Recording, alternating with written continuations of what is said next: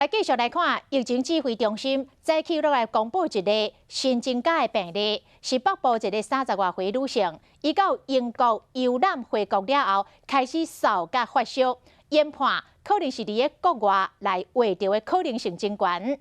嘛因为欧洲的疫情愈来愈严重，指挥中心甲欧洲甲中东部分的国家的旅游疫情的警示来提升。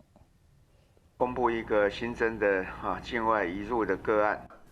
今仔再度公布新增加个案，指挥中心宣布，搁再增加一例确诊个案，来到48例，是一名北部30外岁女性。2月28到3月7到英国旅游，回国了后3月7到出现发烧加嗽症状就医，3月11确诊，境外感染的可能性悬，嘛会轻列伫机场，前后2排人持续追踪。 我们总共匡列的在国内的接触的有9个人，但是其他的我们还会持续在这进行匡列。那这9个人我们初步了解，到目前为止没有发现有症状。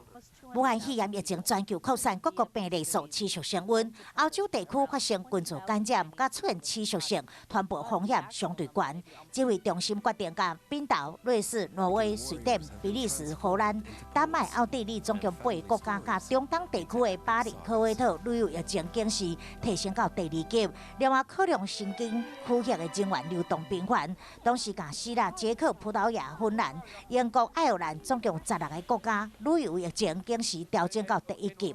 欧洲其实它情况是越来越严峻。那中东有一些相关的情况。